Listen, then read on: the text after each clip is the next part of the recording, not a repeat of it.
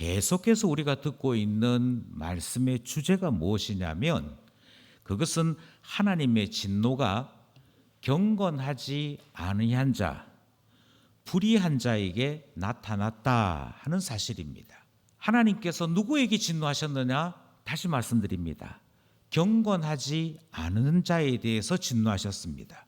그리고 불의한 자에 대해 하나님께서 진노하셨더라 하는 사실이지요. 이 사실을 기억한다면 우리는 제가 무슨 잘못을 했습니까? 이것이 변명이 되지 않는다 하는 사실을 머릿속에 기억하게 될 것입니다. 아니, 제가 이 정도는 할 수 있지요. 제가 이렇게 한다고 뭐가 문제가 됩니까? 라고 생각했던 것들이 심각하게 문제가 되는구나. 왜냐하면 크게 범죄가 되지 않으면 괜찮다고 생각하는 그 삶이 하나님 앞에 이르게 될 때에는 너 왜 경건하게 살지 않았니? 불의를 저질렀다 아니다가 문제가 아니라 너 왜 경건함이 없니? 그것 때문에 하나님께서 분노하시더라, 진노하시더라 하는 이야기를 들었더라 하는 것이지. 그리고는 오늘 본문이 우리에게 말씀을 전하고 있습니다. 오늘 본문에서 하나님은 불의한 자, 경건하지 아니하는 자, 그가 행한 그대로 나는 심판한다 하시는 말씀이 등장합니다.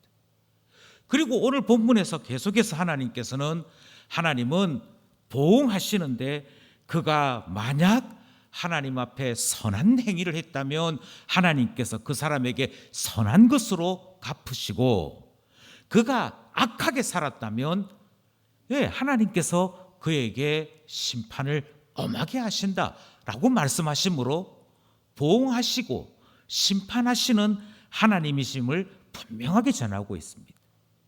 여기서 혼란을 겪지 말아야 합니다.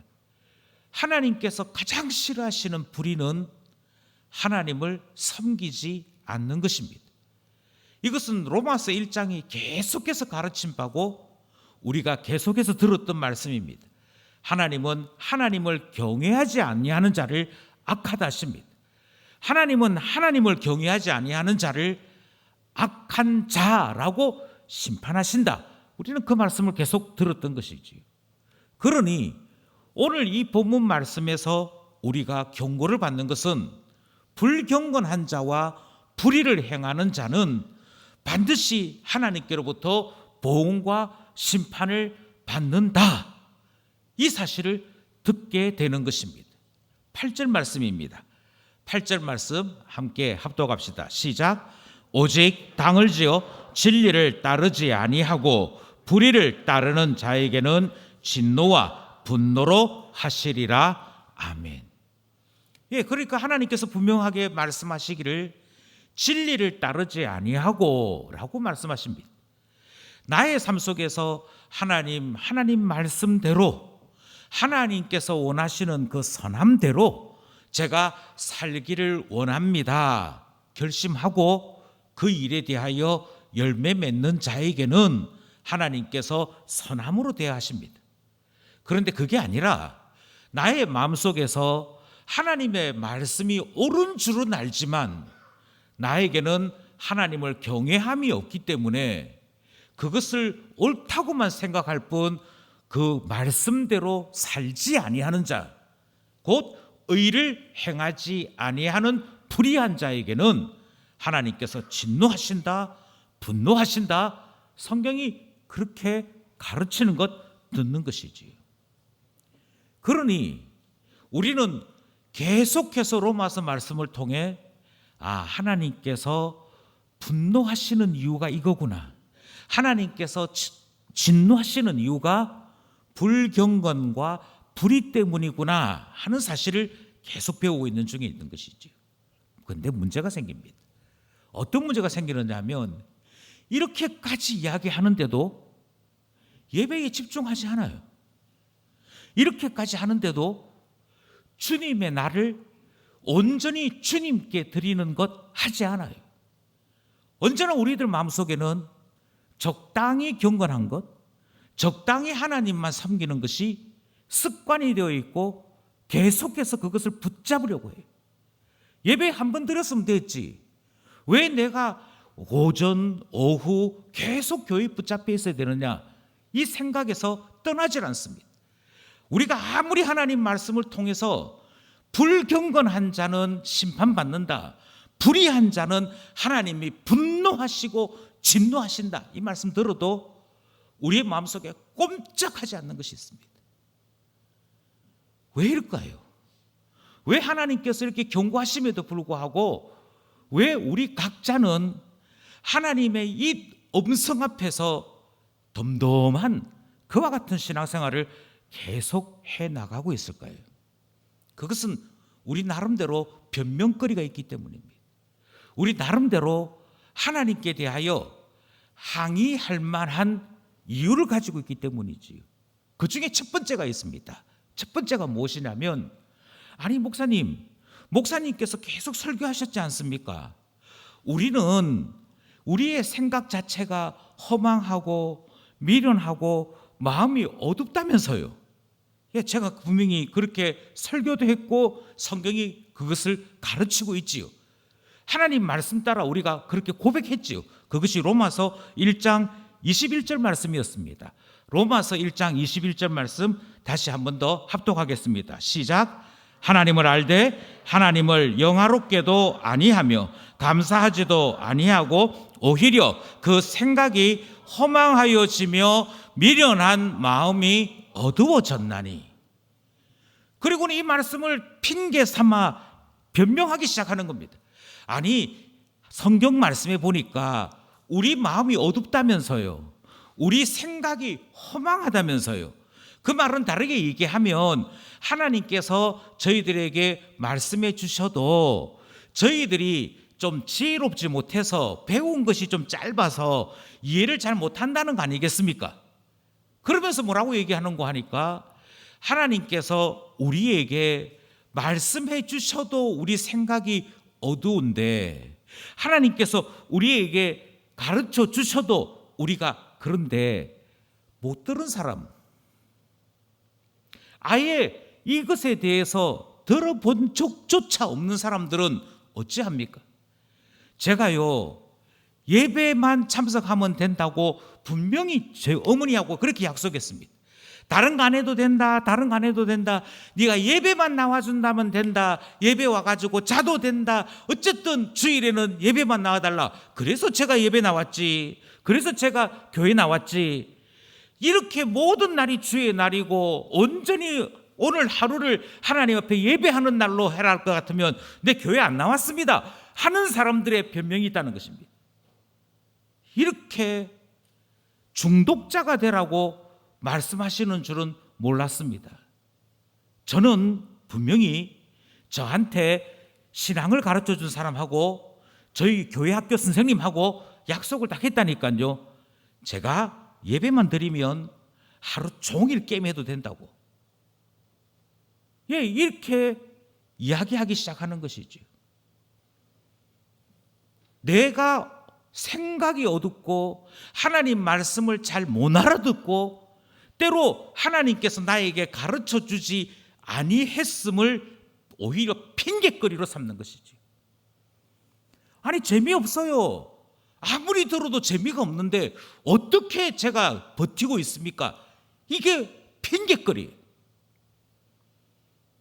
그런데 성경이 이렇게 말씀하십니다. 우리가 생각이 허망하여지고 우리의 마음이 어두워지는 이것으로 하나님 앞에 변명이 되느냐? 아니요. 21절은 하나님을 알되라는 조건으로 시작합니다. 아무리 생각이 허망하고 아무리 그 마음이 어두워진 사람이라 할지라도 하나님께서 무엇을 원하시는지, 하나님이 살아계신 것을 거부할 수 있는 사람은 아무도 없다, 그렇게 말씀하십니다. 하나님 분명히 압니다. 하나님이 뭘 원하시는지 압니다. 알지만 그 아는 것을 인정하지 못하고 어디서 주워들은 것 가지고 자꾸만 내 마음을 더 차단해버리는 여기서부터 문제가 생기는 것이죠. 하나님께서요, 이렇게 변명하는 자들에게 두 가지 대답을 하십니다. 먼저 첫 번째 대답이 1장 14절 말씀입니다. 첫 번째 대답 함께 합독하겠습니다. 시작. 헬라인이나 야만인이나 지혜 있는 자나 어리석은 자에게 다 내가 빚진 자라. 아멘. 1장에서 사도 바울이 뭐라고 얘기하느냐면요, 여러분, 그래서 제가 복음을 전하는 자 아닙니까? 제가 그렇게 열심히 복음을 전하면서도 자랑할 것이 없습니다. 왜 자랑할 것이 없느냐면 이것은 제가 해야 될 본분이기 때문입니다. 오히려 사도 바울은 뭐라고 얘기하느냐면, 하나님 말씀 못 들어서 하나님의 뜻을 제가 깨닫지 못해서 하나님 말씀이 무슨 말인지 이해되지 못해서 하나님 앞에 경외하는 자로 살지 못했습니다 라고 사람들이 변명할까 봐 하나님께서 사도들을 세우시고 사도들을 통하여 복음을 선포하신 그 이유를 내가 빚진 자라 하는 말로 바꾸어 표현하고 있습니다. 이 말은 다르게 말씀드리면, 하나님 말씀을 제가 못 알아들었습니다. 하나님 뜻이 무엇인지를 몰랐습니다. 혹시라도 이렇게 변명할까 봐 하나님께서 매 주일마다 주의 종들을 세워 하나님의 뜻, 하나님의 복음을 선포하게 하신 것입니다.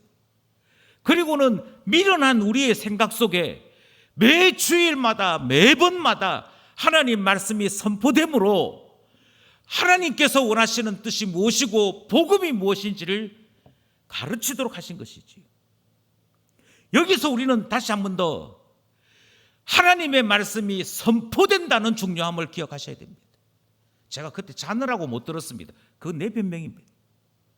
제가 그때 설교를 듣기는 들었는데 어찌나 어려운지 이해를 잘 못했습니다. 내 변명입니다. 하나님께서 주의 종들을 통하여 선포하시는 그 속에 주님께서 가르쳐 주신 것이 포함되어 있습니다. 주께서 말씀하여 주신 것이 포함되어 있습니다. 그리고 나의 양심을 흔들어 깨우는 분명한 사실이 다시 확인되는 것이지요. 하나님 살아계십니다. 하나님께서 반드시 심판하십니다. 하나님께서 나의 행위에 대하여, 나의 중심에 대하여 내가 행한 대로 생각한 대로 반드시 보응하십니다. 이 사실이 계속 강조되고 강조되는 것이지요. 그러니 몰랐다 하지 마십시오. 못 들었다 하지 마십시오. 내가 가르쳐주는 사람이 없으므로 내가 미처 깨닫지 못했노라, 그렇게 이야기하지 마십시오. 우리의 미련함을 깨어 부수고 하나님은 말씀하시는 분입니다. 하나님께서 주의 종들을 통하여 오늘날에도 계속해서 이 사실을 우리에게 나타내시는 것이지요. 그러므로 기억하십시오. 어려워서, 재미가 없어서, 그때 제 몸이 너무 상태가 안 좋아서, 그래서 제가 하나님 말씀을 미처 깨닫지 못하다 보니, 그러다 보니 말씀대로 살지 못했습니다. 이게 나 자신은 변명되는 것 같이 이야기해도 하나님 앞에서는 하등 변명거리가 되지 않는다. 하나님은 그것에 대해 그렇구나 하시는 분이 아니다 하는 사실 기억하셔야 됩니다. 이 사실에 대해 11절이 한 가지 더 가르치고 있습니다. 11절 말씀입니다. 11절 말씀 시작. 이는 하나님께서 외모로 사람을 취하지 아니하심이라. 아멘. 여기서 말하는 외모란 나의 이 형태, 나의 생김새를 두고 이야기하는 것이 아니고요, 제가 대학을 나왔습니다, 이런 것들요, 제가 그때 몸이 너무 안 좋았습니다, 뭐 이런 것들요. 주님은 그런 거 보시면서 그래, 너는 공부를 작게 했으니 복음을 모를 수도 있겠네, 너는 그날 컨디션이 너무 안 좋았으니 하나님 말씀대로 살 수 없을 수도 있었겠네, 그렇게 하시는 분 아니라고 얘기합니다. 하나님 외모 보시지 않습니다. 하나님은 우리의 상태나 환경이나 여건이나 우리가 이야기하는 그 주변 것에 대하여 주님은 조금도 인정하지 아니하십니다.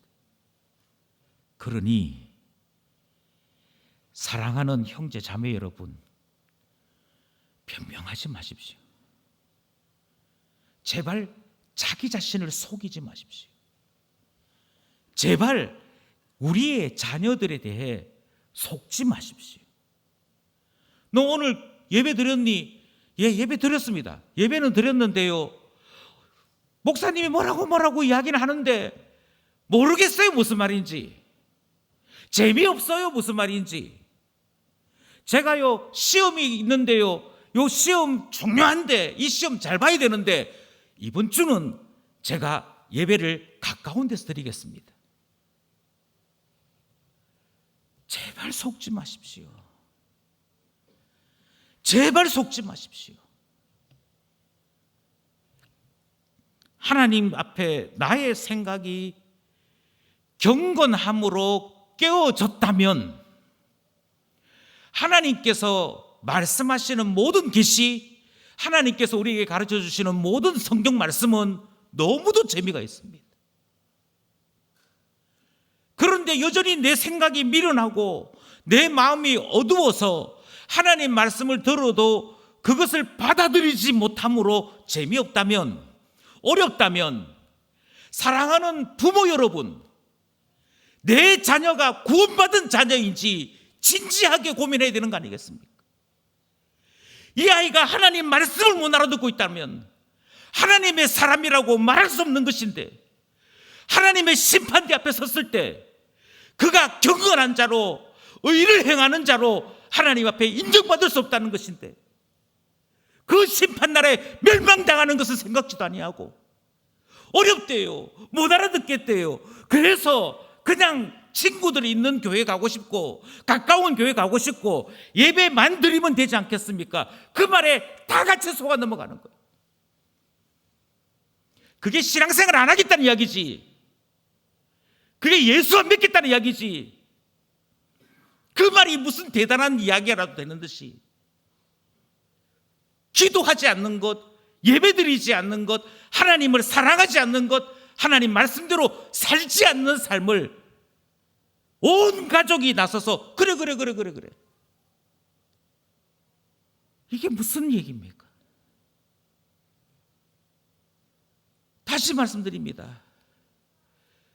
내 마음이 미련하고 어둡고 허망하여져서 하나님 말씀이 참 어렵더라고요.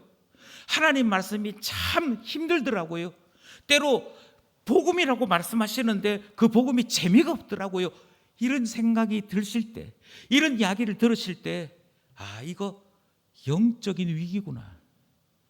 이게 바로 우리를 육체로 살게 하고 외모로 살게 하고 환경을 따라 살게 하는 영적 시험이구나. 그렇게 생각하셔야 됩니다. 그러니 변명하셔서는 안 됩니다. 이것을 이유라고 갖다 드려서는 안 됩니다. 오히려 하나님 앞에 정말 기도해야 될 때구나. 내가 내 자녀들이 매주일 아무 소리 안 하고 부모 따라 교회 오는 것을 두고 이 아이도 구원받은 하나님의 자녀구나라고 생각했는데, 알고 보니 부모 따라 올 뿐이지, 몸만 왔을 뿐이지 아직도 예수를 모르는구나, 복음을 모르는구나. 그것에 대해 얼마나 많이 눈물 흘려야 되는데요. 그것 때문에 얼마나 많이 가슴 쳐야 되는데요. 예, 그렇습니다. 이유가 안 되는데요, 우리는 자꾸 이유인 것처럼 이야기합니다. 내 생각이 아직도 허망합니다. 내 마음이 아직도 미련합니다. 이유 안 됩니다. 오히려 가슴 쳐서 주님 앞에 나의 눈이 어두우니 내 눈을 열어주십시오. 아직도 내 마음이 세상 끝에 매여서 하나님을 경외하는 마음 없으니 주님, 제 마음 씻어주십시오. 기도해야 됩니다. 아직도 제 자녀가 구원받은, 구원의 확신이 있는, 구원받을 만한 믿음을 가진 자녀인지 부모인 제가 염려가 되고 걱정이 되거든. 주님 앞에 그대로 인정하시고 기도해야 됩니다. 주님, 위기가 왔습니다. 영적인 위기가 왔습니다. 이 미련함에서 벗어날 수 있도록, 이 어두움에서 벗어날 수 있도록 복음의 빛 비춰주십시오. 기도해야 될 때라니까요. 그것이 우리가 오늘 본문을 통해 경고받는 첫 번째 아니겠습니까? 하나님은 반드시 보응하시는 분이다. 하나님은 반드시 심판하시는 분이다. 만약 여전히 마음이 어둡고 생각이 미련하여 하나님 앞에 경건되게 살려고 하거나 하나님 말씀대로 의를 이루고 살고자 하는 바가 없거든 심각하게 생각해라. 심판날이 있을 텐데 어찌하지 그 말씀이 주어지고 있더라 하는 것입니다. 여기서 멈출 수 있으면 얼마나 좋겠습니까? 또 다른 문제가 있습니다. 마음의 미련함을 가지고 변명하는 것만 해도 심각한데 또 다른 문제 하나가 있다라는 것이지. 이것은 사람들이 자꾸만 하나님을 속이려고 하는 바로 거기에서부터 출발합니다. 하나님을 속이려고 한다. 그게 무슨 말인지 12절을 통해 살펴보려고 합니다. 12절 말씀입니다. 함께 합독하겠습니다. 시작. 무릇 율법 없이 범죄한 자는 또한 율법 없이 망하고 무릇 율법이 있고 범죄한 자는 율법으로 말미암아 심판을 받으리라. 아멘. 이 본문 말씀이 갑자기 난데없이 율법이라는 단어를 우리에게 소개하고 있습니다. 좀 정확한 의미는 유대인들이 모세의 법을 율법이라고 부르는 그 의미가 아닙니다. 그건 하나님께서 무엇을 말씀하시는지를 아예 듣지 못했다는 얘기예요. 하나님의 뜻, 성경 말씀, 하나님께서 우리에게 원하시는 그 설교 이야기 듣지 못했다는 거예요. 이게 무슨 말이냐면요, 이런 거하고 똑같아요. 여러분, 예수 믿으면 천국 갑니다. 그랬더니 누군가가 목사님 질문이 있습니다. 우리 기독교가 이 대한민국에 와서 교회가 세워지기 시작한 게 200년이 안 돼요. 200년이 안 되면 질문합시다. 예수 믿어야 구원 얻는다면서요. 예, 그렇습니다. 그러면 교회 오기 전에 있었던 사람들, 대표적으로 이순신 장군은 지옥 가는 겁니까? 우리 민족의 영웅인 이순신 장군은 그 어찌 되는 겁니까? 이런 질문들이 등장하잖아요. 바로 그 질문이 이 질문입니다. 본문 말씀이, 아니 목사님 말씀대로 하자면 경건한 사람만 구원 얻는 거 아닙니까? 그렇습니다. 하나님 말씀대로 사는 의로운 사람만 구원받는 거 아닙니까? 예, 그렇습니다. 저희들은요, 저희 살고 있던 시골에 교회당이 없었어요. 교회당이 없으면 우리는 그러면 복음의 말씀을 들어본 적이 없는데, 기독교가 뭔지 알지도 못했는데 그 망하는 겁니까? 이 질문이 12절 이야기거든요. 우리 율법이 없었어요. 누가 우리에게 하나님 말씀 안 가르쳤다니까요. 이렇게 살면 망한다라고 아무도 우리에게 가르쳐 준 적이 없는데, 세종대왕은, 이순신 장군은 그러면 어찌 되는 겁니까? 이 이야기가 여기에 등장하는 것이지. 나랑은 아무 상관없는 얘기입니다. 아무 상관이 없지만 할 수만 있으면 하나님의 복음을 어떻게 해서든지 반대하고자 전도하는 현장마다 꼭 이 질문이 등장합니다. 이유는 어떻게 하든지 하나님의 복음에 고개 숙이기 싫기 때문에 일어나는 일들이지요. 그런데 성경은 매우 친절하게도 그와 같은 사람들의 생각에도 대답을 제공하고 있습니다. 그게 12절 말씀이에요. 12절에서 뭐라고 얘기하냐면, 그래, 복음을 듣지 못한 사람들이 있을 수 있지. 복음을 듣지 못해서 나는 율법 없이 살았습니다. 그것이 죄인 줄 경고받지 못하고 살았습니다. 할 수 있다는 것입니다. 이 날은 주의 날이다. 들어본 적이 없어요. 이 날은 하나님 앞에 예배하는 날이다. 들어본 적이 없어요. 예배를 드리고 싶어도 설교자가 없었고 예배 인도자가 없었고 어떻게 하는 것이 예배를 드리는 것인지 가르쳐주는 사람이 없는 그런 곳, 그런 시대에 사람들이 있을 수 있습니다. 그럼 그 사람들에 대해서는 하나님이 심판하시지 않느냐? 아니라고 성경이 얘기합니다. 그런 사람이 있을 수는 있습니다. 그런데 반드시 기억해야 될 것은 율법 없는 자들에게는 율법 없이 하나님이 반드시 심판하신다는 사실입니다. 그들에게는 율법이 없음 대신에, 그들에게는 하나님의 말씀이 전해지지 않은 대신에 하나님께서 그들에게 율법을 대체하는, 하나님 말씀을 대체하는 놀라운 은혜를 이미 베풀어 두신 것이지. 여기서 우리가 한 가지 조심해야 될 것이 있습니다. 사람들은요, 하나님 앞에 회개하라 그러면 역시 돌아보니 하나님 말씀 앞에 제가 죄인입니다, 그래서 고개 숙여서 회개합니다, 이 말 하기가 싫었어요. 하나님께 예배하는 것이 당연합니다. 하나님이 우리를 만드신 것은 하나님을 찬송하기 위해 우리 만들었습니다. 이거 당연한데 이 말 하기에 제가 그러므로 주를 찬송하는 자로 살기 원합니다, 그 말하기 싫어서 온갖 핑계 다 갖다 댑니다. 가장 고전적이고 그러면서도 가장 자기 자신을 속여 넘어뜨리기 쉬운 변명이 무엇이냐면, 듣지 못했으니 당연히 하나님이 원하시는 대로 살지 못했는데 그렇다고 심판합니까? 이런 식의 변명들이 늘어난다는 것입니다. 이 변명에는 하나님이 두 가지로 대답을 하십니다. 먼저 첫 번째, 하나님의 대답이 13절에 등장합니다. 13절 같이 합독합니다. 시작. 하나님 앞에서는 율법을 듣는 자가 의인이 아니요 오직 율법을 행하는 자라야 의롭다 하심을 얻으리니. 성경이 뭐라고 얘기하느냐면, 착각하지 마. 유대인들은 모세 때문에 아주 일찍부터 하나님 율법의 말씀을 들을 수 있었어. 그런데 하나님께로부터 율법도 받았고 매 안식일마다 회당에서, 성전에서 하나님의 율법의 말씀을 듣는 은혜와 복을 누리기는 했는데, 기억해야 돼, 하나님 율법의 말씀을 듣는다고 구원 얻는 게 아니야. 하나님 율법의 말씀을 들었다고 의를 행하는 자가 되는 게 아니야.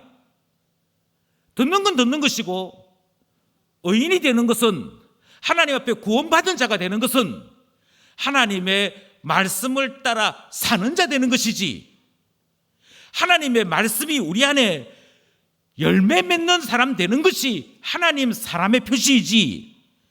제가 들었습니다, 그러므로 율법 없이 살아가는 저 미개한 사람들보다 저는 천국에 더 가깝습니다, 착각이야 라고 말씀하시는 것이죠. 이게 착각이라면 다시 말씀드립니다, 예배에 보았으니 내가 주의를 지켰다라고 생각하는 모든 것은 착각입니다. 내가 오전에 참여했으니, 그래서 찬송도 부르고 헌금도 하고 설교 시간에 인내함으로 끝까지 버텼으니 나는 경건하게 살았다, 착각입니다. 다 착각입니다. 하나님께서는 이렇게 말씀하십니다. 하나님 앞에 예배를 드렸든지 하나님 앞에 예배 드릴 수 없는 시대에 살아서 예배가 무엇인지 모르고 살았든지 간에 주님이 찾으시는 것은, 너는 하나님의 사람으로서 의가 있느냐, 하나님의 사람으로서 너 속에 하나님이 원하시는 공의로움이 있느냐, 그거 찾으신다고 말씀하십니다. 그러니 듣는 것이 끝이 아닙니다. 행하는 문제입니다. 아니 그러면 하나님 말씀은 도대체 쓸모가 없는 것입니까? 그 말이 아닙니다. 하나님께서 오해할까 봐 두 번째 답을 다시 주십니다. 율법 없는 사람들, 교회가 없는 곳에 있는 사람들은 그럼 어찌 되는데요? 그들에 대한 두 번째 대답이 14절, 15절에 길게 설명되어 있습니다. 먼저 14절을 읽겠습니다. 14절 시작. 율법 없는 이방인이 본성으로 율법의 일을 행할 때에는 이 사람은 율법이 없어도 자기가 자기에게 율법이 되나니. 다시 말씀드립니다. 하나님께서 선지자를 통하여 우리에게 전하여 준 말씀, 그것을 듣지 못한 사람, 듣지 못했던 시대가 있습니다. 그렇다고 하나님 심판 안 하시느냐? 아니고요. 율법 없어도 그들 스스로가 했던 말, 그들 스스로가 알고 있던 양심, 그것이 율법의 기능을 대신합니다. 아이고, 제가요 지나다 보니까요 겸손해야겠더라고요. 예, 그러면 자기 자신이 하나님이 원하시는 그대로 어떻게 살아야 할지를 알게 된 것입니다. 겸손해야겠습니다. 자랑해서는 안 됩니다. 사람이 어찌 될지 모르니 항상 자기 자신에 대해서 자부심 가지지 말고 자랑하지 말고 그래야겠습니다. 자랑하는 저 사람 보면서 제가 화가 났는데 저 사람을 보면서 나는 자랑 절대 안 할 거야 했다면 그 말, 그 마음, 그것이 다 율법이 된다고 말씀하십니다. 이것을 성경이 뭐라고 얘기하냐면 이방인이라 할지라도 본성, 다르게 말씀드리면 양심 그 자체가 율법을 대신해서 하나님 앞에 어떻게 살아가는지 가르쳐 준다, 그렇게 말씀하는 것이지요. 15절 말씀 있습니다. 15절 말씀도 함께 합독합시다. 시작.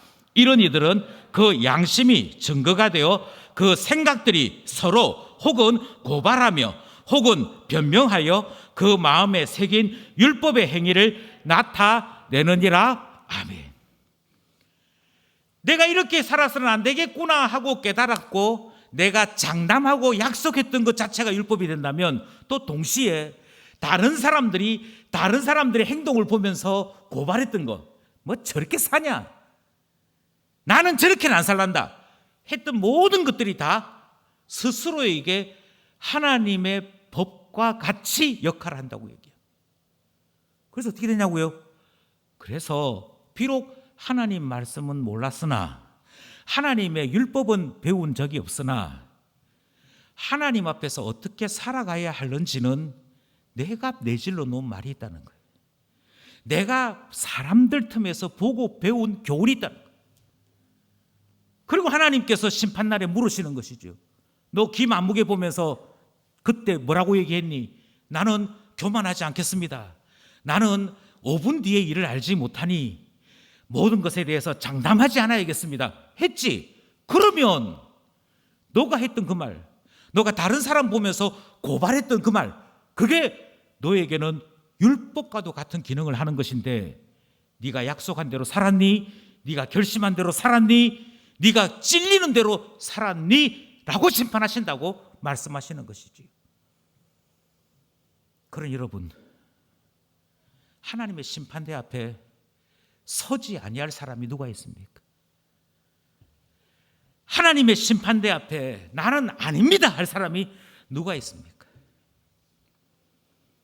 그러니 제발 꼬투리 하나 찾아서 나는 심판에서 제외되거나 나는 심판받지 아니할 사람인 것처럼 나 자신을 속이는 일 멈춰야 합니다. 주님이 원하시는 것은 의로운 자예요. 하나님을 두려워하고 하나님을 두려워하기에 나 자신의 죄인됨과 연약함을 고백하고 엎드리고 하나님께로부터 끊임없이 자기 자신을 맡기는 경건한 자예요.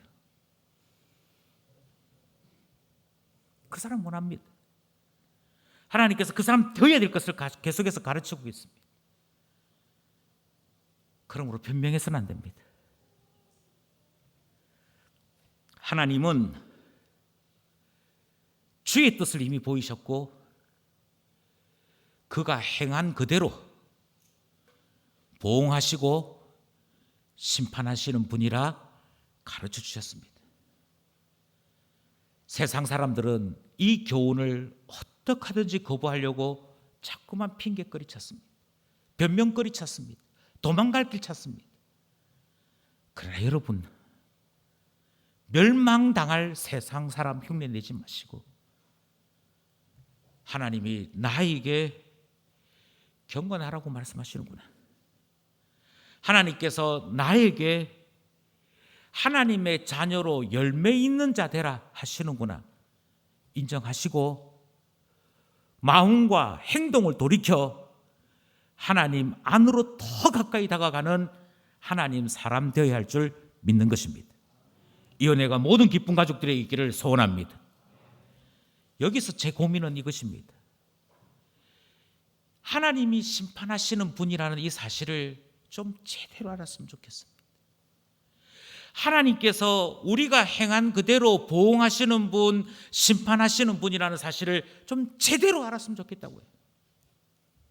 16절 말씀입니다. 16절 말씀 시작. 곧 나의 복음에 이른 바와 같이 하나님이 예수 그리스도로 말미암아 사람들의 은밀한 것을 심판하시는 그날이라. 아멘. 그 날이 있습니다. 그 일이 있습니다. 주님께서 다시 오시는 그 날이 심판하는 날입니다. 여기에 고민이 있는 것이죠.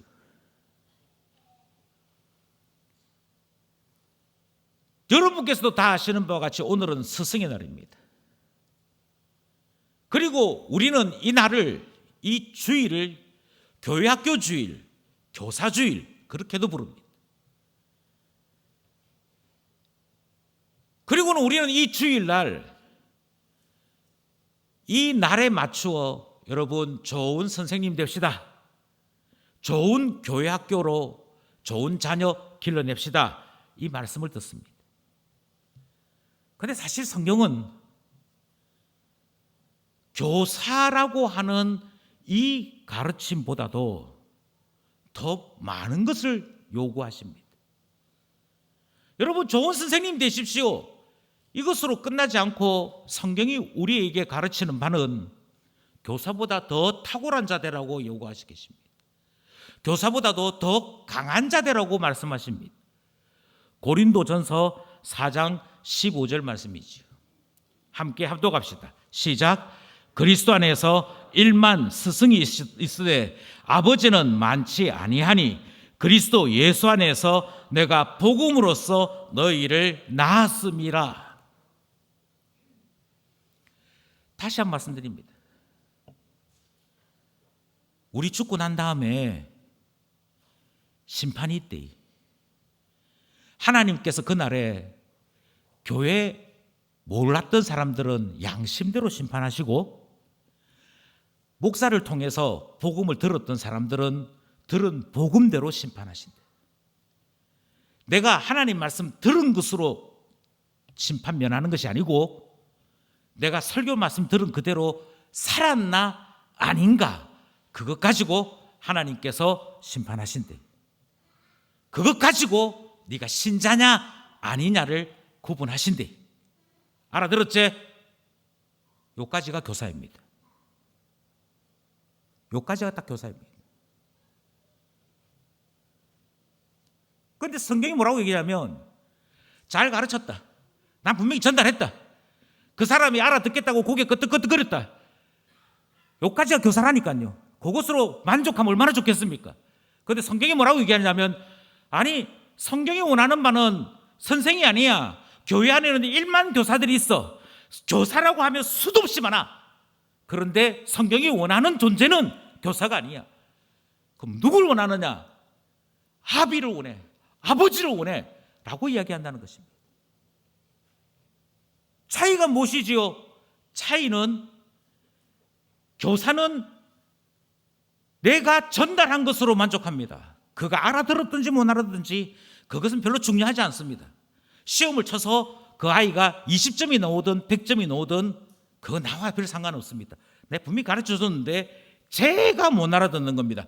그것이 언제나 교사에게는 위로입니다.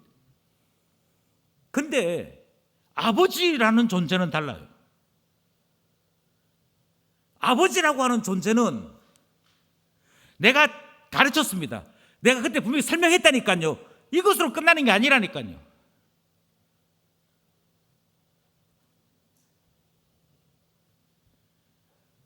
모든 부모가 바라는 바는 나보다도 내 자녀들이 더 낫기를 바랍니다. 이 세상에서 너보다도 더 낫더라 이 이야기 들었을 때 칭찬으로 받아들이는 존재는 아버지밖에 없습니다. 어느 날 제자를 앞에 두고 동료 교수가 야, 너 제자가 교수인 니보다 낫더라. 그 말에 기분 좋은 교수 아무도 없습니다. 그 말에 반기는 선생님 아무도 없습니다. 그런데 희한하게도 부모는요, 어이 자네 너가 아들이 니보다 낫더래 이야기하면 고맙네 이렇게 얘기합니다. 유일하게 나보다도 낫다는데 칭찬으로 이해하는 것, 그게 아버지입니다. 그게 부모입니다. 세상 사람들이 너 아들이 더 낫더라, 더 똑똑하더라, 너가 아들이 너보다도 더 출세할 것 같더라, 너보다도 너 아들이 더 인정받을 것 같더라, 여기에 기뻐하고 즐거워한다면 적어도 신자는 너가 아들이 니보다도 더 신앙이 좋더라, 그 말을 기뻐해야 되는 거 아니겠습니까? 나보다도 내 자녀들이 신앙이 더 좋다, 그것에 대해서 기뻐하고 즐거워하는 것이 신자된 우리의 소원이라면 바로 그 마음 가진 자가 아비인 것이죠. 그게 아비지요. 그런데 우리의 현실이 무엇입니까? 우리의 현실이, 우리의 자녀는 미련합니다. 우리의 자녀는 마음이 어둡습니다. 신앙 좀 생기라고 교회 학교 보내놨더니 어렵대요, 힘들대요, 친구들이 어떻고 전도사님이 어떻고 목사님이 어떻고, 네 이런 이야기 하면서 목표는 딱 한 가지입니다. 어떻게 하든지 성경 안 배우려고 그러고, 어떻게 하든지 기도 안 하려고 하고, 어떻게 하든지 신앙생활에서 벗어나 보려고 합니다. 교회만 오면 자요. 아무것도 안 해도 교회만 오면 희한하게 고개 숙이고 자야 된다라고 마음에 철석같이 스스로 규칙을 정해요. 아니 그렇 반면에 아버지라도 부모라도 능력이 있어서 자고 있는 애 깨울 수 있고, 안 듣겠다는 애한테 그 마음속에 하나님 말씀을 새겨 넣을 수 있는 능력이라도 있으면 좋겠어요.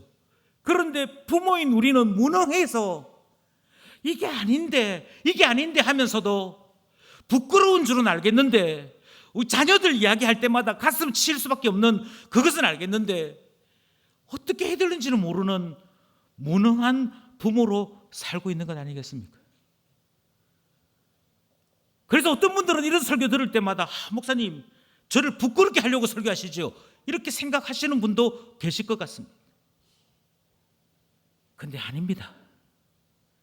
우리가 지금 로마서 2장에서 이 말씀을 깊이 들어야 될 이유는 우리 자신에 대해서 깊이 좌절하기 위해서입니다. 제발 부탁하건대 나의 작은 몇 마디 말로 우리 아이에게 신앙을 가르칠 수 있다고 생각하지 마시기 바랍니다. 제발 부탁하건대 우리 아이가 행하는 몇몇 가지 행동 가지고 아닙니다, 우리의 신앙이 있습니다, 우리의 천국 갈만합니다, 하나님 심판대 앞에서도 칭찬받으면서 인정받을 겁니다, 이런 이상한 희망 가지지 않기를 바랍니다. 나나 내 자녀에 대해 한두 끝도 없이 주님 앞에 고개 숙이고 엎드려야 할 것입니다. 주님, 가만히 보니까 우리에게는 경건함이 없습니다. 제 자녀에게도 경건함이 없습니다. 저 아이가 신앙생활을 하기는 하는 것 같은데 그게 부모와 싸우기 싫어서 교회 오는 것인지, 정말 예수님이 좋아서 교회 오는 것인지, 저 아이가 인생을 살면서 어려운 일이 생길 때 아버지 어머니 문제가 생겼습니다, 어떻게 하면 좋아요, 이거부터 하는지, 아니면 골방을 찾아 들어가서 하나님 아버지 이거부터 하는지 냉정하고 냉철하게 한번 비교해 봤으면 좋겠습니다.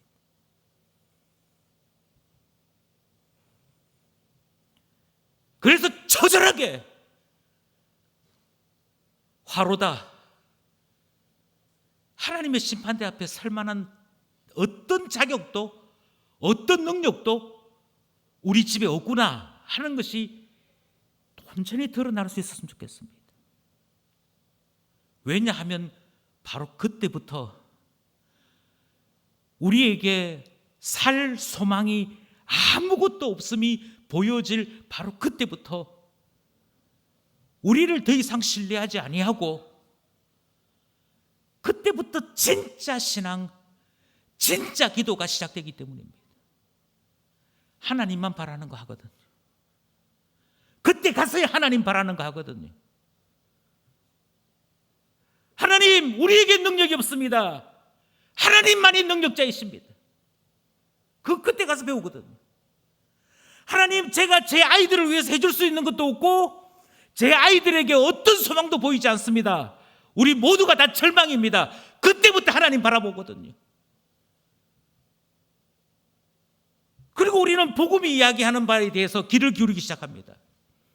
복음에는 하나님의 능력이 나타나서 우리를 의롭게 만드시는 하나님의 능력이 나타나서 라는 이 말씀 앞에 아멘 할 수 있게 되는 것이지. 그렇습니다. 주님, 예수 그리스도만이 하나님의 능력을 일으키시는 분이고 성령만이 하나님의 능력을 일으키시는 분이어서 주 예수 그리스도께서 역사하실 때 내 자녀가 하나님 사람 될 수 있습니다. 예수 그리스도께서 임하실 그때, 성령께서 역사하실 그때 복음이 나타나서 하나님 앞에 지혜로운 부모 그 감당할 수 있습니다. 그제서야 하나님 바라보게 된다니까요. 그제서야 복음이 무엇인지를 다시 한번 바라보게 된다니까요. 그러니 제발 부탁하건대 하나님 제대로 하는 우리 됐으면 좋겠습니다. 하나님 제대로 하는 우리 되기 위해서 로마서 1장에서도 2장에서도 계속 하나님이 너희들 보고 진노하고 계신다. 하나님이 너희들의 불경건함에 대해서 지금 분노하고 계신다. 이 말씀 앞에 우리가 계속 듣고 있는 거 아니겠습니까?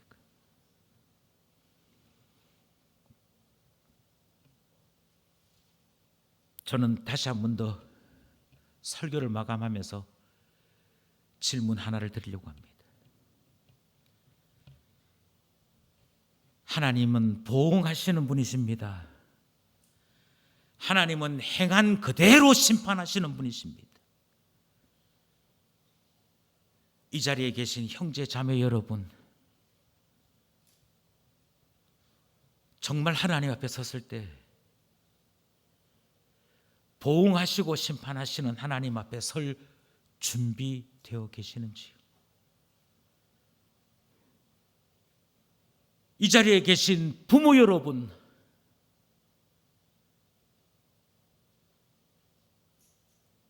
보응하시고 심판하시는 하나님 앞에 우리의 자녀들이 설 준비가 되어 있는지요?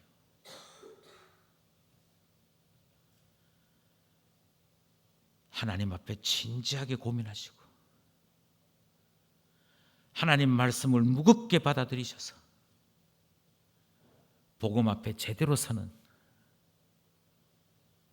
하나님을 제대로 아는 우리 모두 될 수 있기를 간절히 소원합니다. 기도드리겠습니다.